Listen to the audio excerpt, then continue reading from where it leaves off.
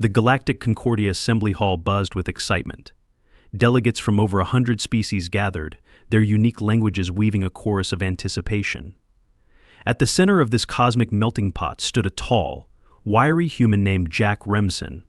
Clad in the standard diplomatic uniform of Earth's Interstellar Relations Corps, Jack looked more like an underdressed waiter than a representative of humanity's finest. He didn't mind the underestimation. Jack liked being overlooked. It made moments of surprise all the sweeter. The occasion? A celebration of cultural exchange. Each species had brought their finest delicacy or drink to share. The Tricilians offered their famous luminescent noodle clusters, the Urnavi had their sweet-spiced fruit spheres, and the Vervok proudly presented their brewed masterpiece Torlak Ale. Ah, Torlak Ale, mused a dignitary from the Gelen Consortium, his gelatinous form quivering with enthusiasm. A concoction so potent, even a Trianac can only sip it once. Only sip it once, Jack asked, amused. Once in their life, corrected the Gelen, who introduced himself as Nork. A single exposure to its volatile compounds is often fatal to species not adapted to its peculiar chemistry. Jack raised an eyebrow. So, no seconds then. Nork laughed, or at least the Gelen equivalent, a wet gurgling sound. No, human. Not unless your species has a death wish. Jack smiled but didn't respond. He had an intuition about this. Humans, after all, had been underestimated by alien species since their first step into the galactic arena.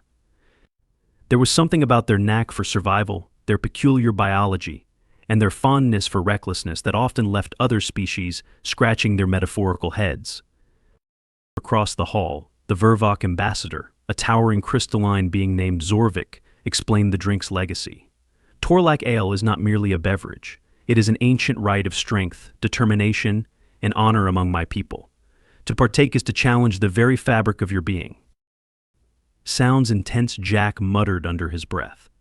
He watched as a courageous and possibly foolish Krazik from the Krazen Empire stepped forward. The Krazik, squat and armored, lifted a goblet of the golden, frothing ale with trembling claws. Zorvik's facets gleamed as he observed the spectacle. The Krazik took a cautious sip. His segmented eyes bulged. For a moment he froze, and the room collectively held its breath. Then his stubby legs buckled, and he collapsed onto the floor, unconscious. Is he alive? Someone whispered. Yes, Zorvik said calmly. He will recover. In time. The crowd murmured, many species now clearly hesitant to volunteer. Jack tilted his head toward Nork. What's the big deal about it? Is it the alcohol content? Nork quivered. Alcohol? No, human. This is far beyond that. The Torlak Ale contains a combination of potent neuroreactive compounds and molecular-level destabilizers. It overwhelms most metabolic pathways. Jack nodded. He didn't understand half of that, but he did understand the word overwhelms, which sounded like a challenge. Zorvik's voice boomed. Is there another who dares to face the Torlak Ale? The assembly grew silent. Delegates shuffled awkwardly, avoiding eye contact with Zorvik. Jack stepped forward, grinning. I'll try it, he said. The room erupted in a mix of gasps, whispers, and what Jack was pretty sure were bets being placed in the background. Zorvik loomed over him, crystalline edges catching the light like a living diamond. Human, he said, his voice resonating deeply. Do you understand what you were volunteering for? Jack shrugged. A drink. A gauntlet for your very existence, Zorvik corrected. Many species consider it an honor to merely survive the first sip. Jack's grin widened. Good thing humans are known for their stubbornness. Zorvik's crystalline form emitted a deep hum, which Jack interpreted as approval. Very well. Let the human drink. A goblet filled with Torlak Ale was brought forward, its contents glowing faintly. Jack took it with both hands. The goblet was surprisingly heavy, and the liquid inside seemed almost alive, swirling with impossible colors. The scent was indescribable. It was part sweet, part acrid, and part something that reminded Jack of a backyard barbecue gone slightly wrong. "May your courage guide you," Zorvik intoned solemnly. "Cheers," Jack said casually, raising the goblet. He took a sip. The first sensation was heat and intense, electrifying warmth that raced through his body. Then came the taste, a chaotic explosion of flavors that defied logic. It was fiery, fruity, metallic, and earthy all at once. His vision blurred slightly, and for a brief moment Jack wondered if this was the end. But then, as quickly as it began, the storm passed. His vision cleared, his head steadied, and the warmth settled into a pleasant buzz. He blinked and looked at the crowd, who were staring at him in stunned silence. "That's not bad," Jack said. "Kind of reminds me of moonshine." The room erupted in chaos. Delegates shouted, bet slips exchanged hands, and Zorvik stared at Jack with what could only be described as crystalline disbelief. "Impossible," Zorvik said. "No species has ever withstood the first sip without consequence." Jack shrugged. "Humans are full of surprises." "You truly are," Zorvik said, his crystalline form shimmering with awe. "But surely you cannot endure more." Jack smirked. "I'll have another." The crowd gasped again. Zorvik's facets flickered with uncertainty, but he nodded. Another goblet was brought forward, and Jack downed it with the casual ease of a man who had seen worse hangovers. This time, the warmth was stronger, the flavors more intense. But Jack didn't flinch. If anything, he seemed to be enjoying himself. "It's like Everclear, but spicier," he said, setting the goblet down. "Got any more?" Pandemonium broke loose. Some species fled the hall, convinced they were witnessing an act of divine intervention. Others clustered around Jack, bombarding him with questions about human biology. Zorvik, meanwhile, remained silent, his crystalline form vibrating slightly. "Human Jack," he finally said.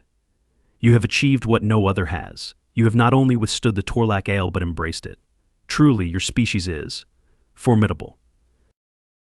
Jack grinned. "Glad you think so. But honestly, this stuff isn't all that different from homemade rakia." "Rakia?" Zorvik asked, intrigued. "Oh, I'll tell you about it," Jack said, leaning in conspiratorially. "But first, let's see if you've got something stronger." The hall erupted in laughter, and Jack found himself surrounded by new friends, allies, and an ever-growing collection of alien drinks to sample. Humanity had once again turned a galactic challenge into an opportunity for camaraderie, proving that sometimes all it took to bridge cultures was a hearty laugh and a stiff drink. The laughter had barely settled when a tall, insectoid figure emerged from the crowd, mandibles clicking rhythmically. Its iridescent exoskeleton glinted under the assembly hall lights, and its multifaceted eyes fixed on Jack with a mix of curiosity and skepticism. "I am Zira of the Vaquari," it said, its voice a staccato hum that resonated with authority. "I request the honor of conducting an examination of your physiology. Such resilience to Torlak Ale is unprecedented." Jack waved a hand dismissively. "It's not about resilience, Zira. Humans just have a knack for weird drinks. Trust me, you should see some of the stuff we've brewed back home." Zira's antennae twitched, signaling disbelief. If this is true, then humanity must be studied further. We must understand. It paused, searching for the right word, adaptations. Jack chuckled. "Study all you want, pal, but if you're going to do it, you'd better bring something interesting to drink. Otherwise, what's the point?" This offhand comment seemed to ignite something in Zorvik, who stepped forward, his crystalline form radiating a new intensity. "Human Jack," he said, his voice deep and reverberating, "perhaps the Torlak Ale is not the ultimate test for you. There are legends of a drink even mightier." The room grew hushed once more. Delegates leaned in, their expressions ranging from curiosity to dread. "Legends, you say?" Jack asked, intrigued. Zorvik nodded. "It is said to reside in the farthest reaches of the Anarith Nebula, crafted by a reclusive sect known as the Alkari Collective. They guard it fiercely, for it is no ordinary brew. It is known simply as Nebularis. Those who taste it often do not return, and those who do speak of visions, transformations, and a profound unraveling of the self. Jack leaned back, crossing his arms. Sounds like college. The hall erupted into a mix of groans and laughter, but Zorvik remained solemn. This is no jest. Nebularis is more than a drink, it is a trial of spirit and body. To attempt it is to risk everything. Jack's grin widened. Where do I sign up? Several hours later, Jack found himself aboard a sleek Vervoc transport vessel, hurtling toward the Anorith Nebula. Zorvik had insisted on accompanying him, citing the need for a witness to humanity's potential triumph, or, as Jack suspected, to make sure he didn't embarrass the Vervoc too badly. The ship was as alien as they came, a shimmering interior of refractive crystal that shifted and reshaped itself in response to Zorvik's commands. Jack couldn't help but feel like he was inside a kaleidoscope. It was beautiful, but also slightly nauseating. So Jack said, leaning against a translucent wall that felt weirdly warm to the touch, "What's the deal with this Nebularis? Why is it so dangerous?" Zorvik's facets flickered thoughtfully. It is said to contain elements harvested from the heart of a collapsing star, imbued with the essence of the void. Its potency transcends mere chemistry. It interacts directly with the neural pathways, reshaping perception and reality itself. Jack raised an eyebrow. So, it's a cosmic hallucinogen. Among other things, Zorvik replied cryptically. The Alkari claim it reveals truths beyond comprehension, but many cannot handle such revelations. Jack gave a low whistle. Sounds intense. But hey, I've been through worse. Ever tried deep-fried carnival food on Earth? That stuff's basically edible regret. Zorvik tilted his crystalline head, clearly baffled by the comparison. Jack didn't bother explaining. The journey passed in a blur of shimmering stars and cryptic warnings from Zorvik about the dangers ahead.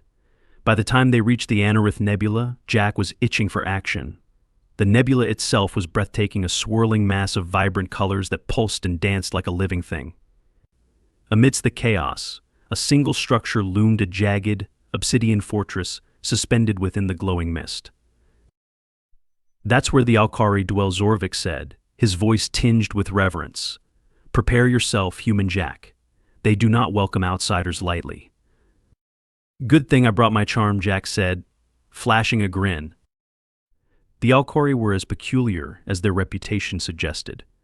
Tall and angular, with elongated limbs and faces obscured by elaborate masks, they moved with an eerie grace that made Jack think of ballet dancers crossed with predatory birds.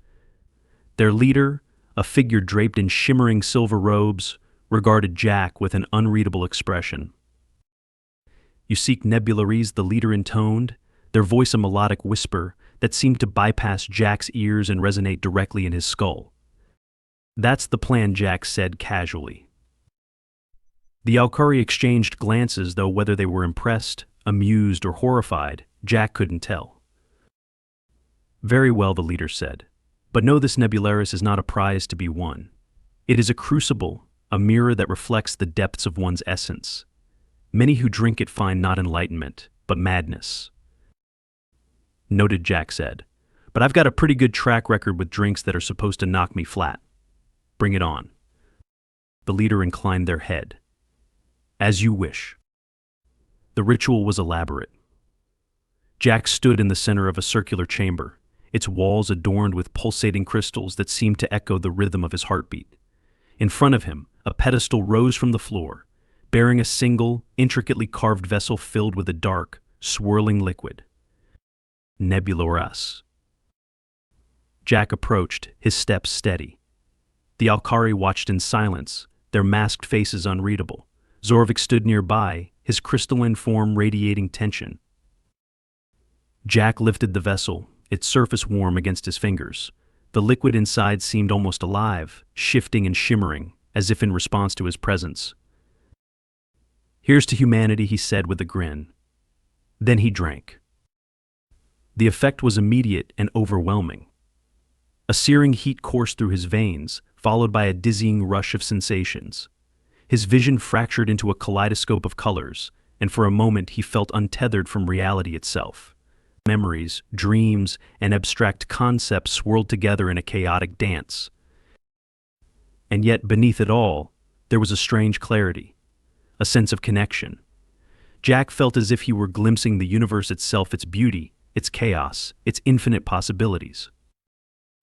When the storm finally subsided, Jack found himself kneeling on the floor, the empty vessel still clutched in his hand. The Alkari were silent, their masked faces turned toward him. "Well," Jack said, his voice hoarse but steady, "that's one hell of a drink. But honestly, it's got nothing on a good batch of homemade rakia." For a moment, there was silence. Then, to Jack's astonishment, the Alkari leader began to laugh, a soft, melodic sound that echoed through the chamber. "Human Jack," the leader said, their voice tinged with amusement, "you are remarkable." Jack grinned. "Glad you think so. Now, how about a round two?" The laughter of the Alkari leader echoed for longer than seemed possible, a surreal melody that seemed to resonate with the very fabric of the chamber. Jack stood, brushing imaginary dust from his uniform and flashing his usual grin. Zorvik approached cautiously, his crystalline form radiating something Jack could only describe as subdued disbelief.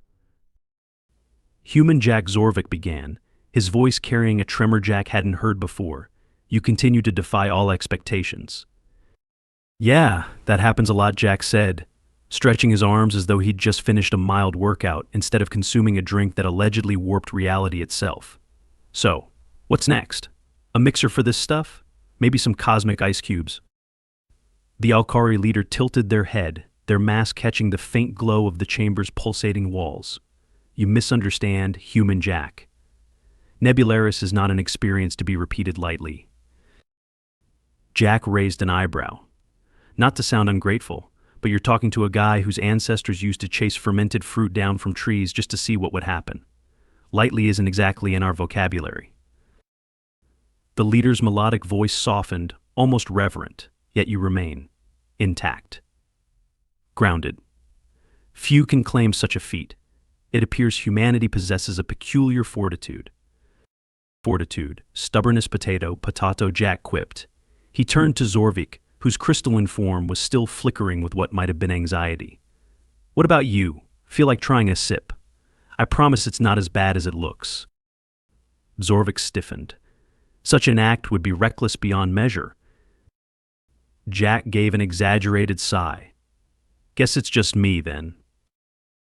The Alkari leader regarded Jack in silence for a moment before gesturing to one of their attendants, who stepped forward with a second vessel.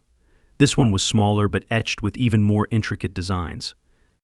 The liquid inside glowed faintly, an otherworldly shimmer that seemed to defy color altogether. "This is not Nebularis," the leader explained. "It is an elixir distilled from its essence, a fragment of its power shared sparingly. It is a token of recognition, Human Jack." Jack accepted the vessel, holding it up to the light. "A parting gift?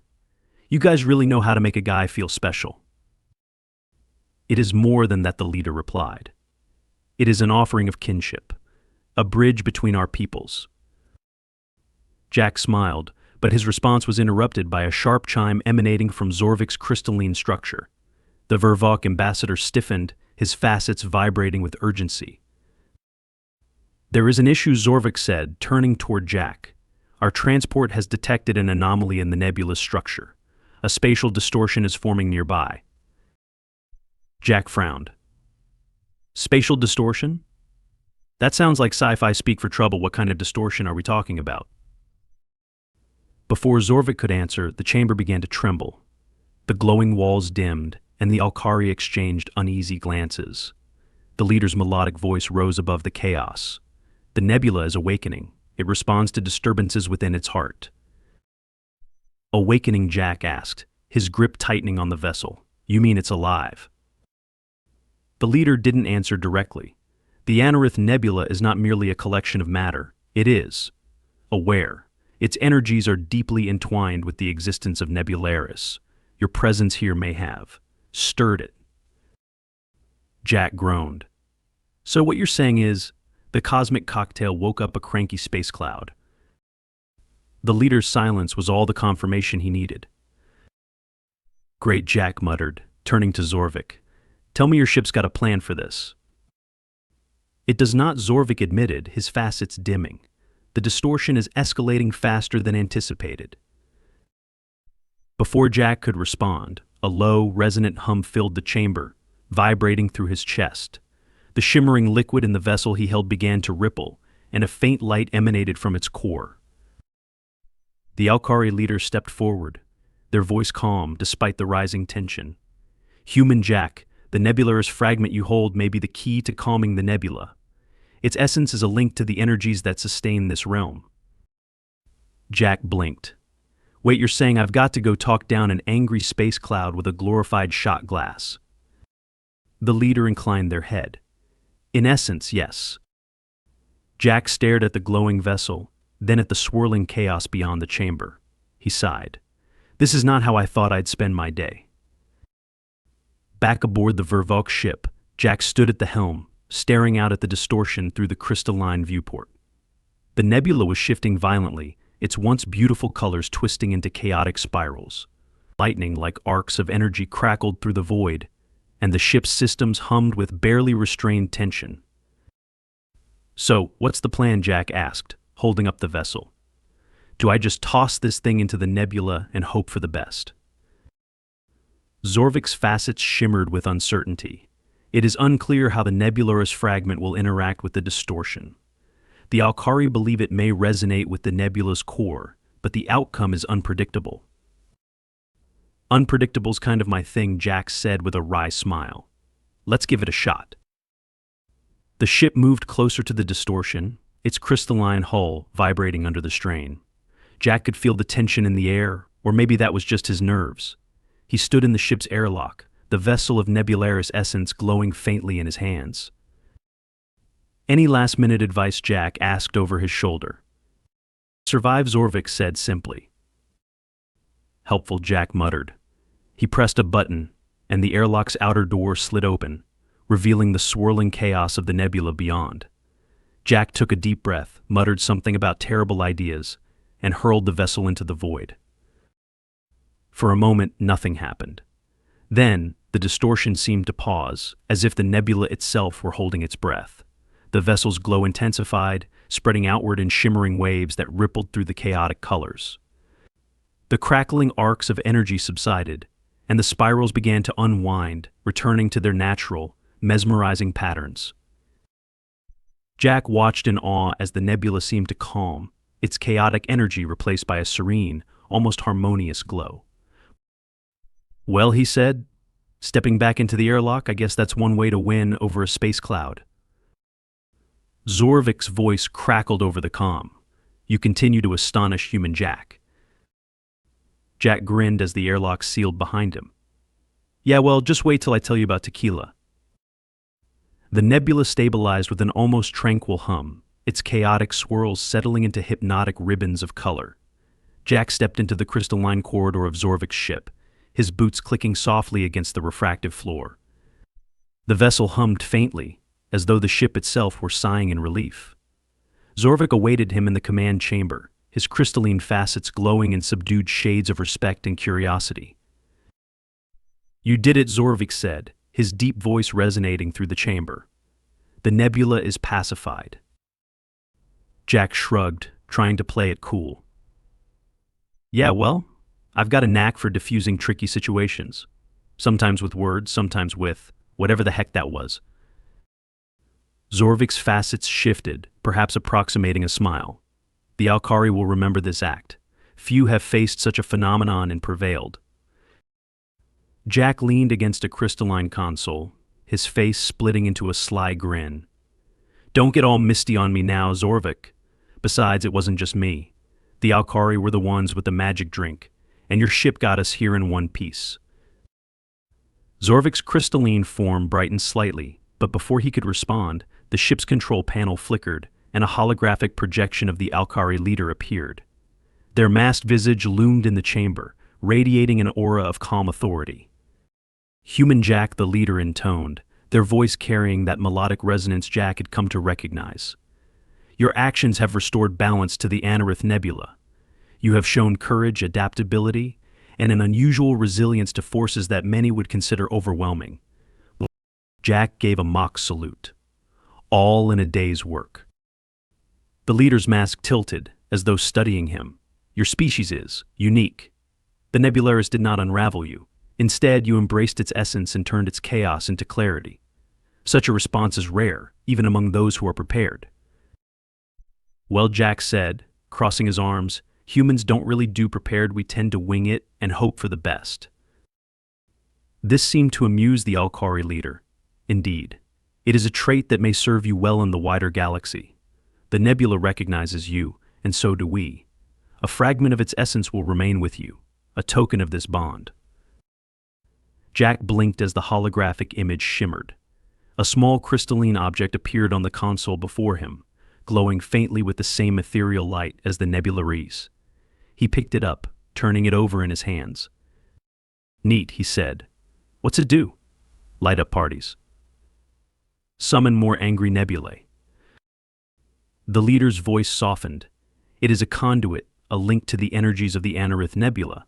What you choose to do with it is up to you. Jack nodded, pocketing the fragment with a casualness that belied the cosmic significance of the gift. Thanks. I'll keep it safe unless I need it to spice up a round of poker. The leader's hologram faded, leaving Jack alone with Zorvik. The Vervok ambassador regarded him with a mixture of awe and something Jack suspected was growing admiration. You have earned their respect, Zorvik said. Few can claim such an honor. Jack leaned back, folding his arms behind his head. Yeah, well, respect is nice, but I'm not sure my liver's ever going to forgive me for this trip. The journey back to the Galactic Concordia Assembly Hall was remarkably uneventful, though Zorvik seemed to use the time to study Jack with even greater scrutiny. The crystalline alien occasionally asked probing questions about human biology, metabolism, and the strange tolerance for substances like Nebularis and Torlak Ale. So Zorvik said during one of their many conversations, what exactly is this? Moonshine you referenced earlier. Jack smirked. Moonshine? Oh, it's legendary. Imagine a drink so strong it could double as fuel for your ship's engines. It's not just a drink, it's an experience. Homebrewed, unpredictable, and occasionally illegal. That's the magic. Zorvik's facets flickered in confusion. Your species consumes such volatile substances willingly. Willingly, and with pride, Jack said with a laugh. It's like a rite of passage. You drink it, you survive, and then you brag about it to your friends while nursing the worst headache of your life. Zorvik tilted his head. And you compare this to Nebularis. Jack considered the glowing fragment in his pocket.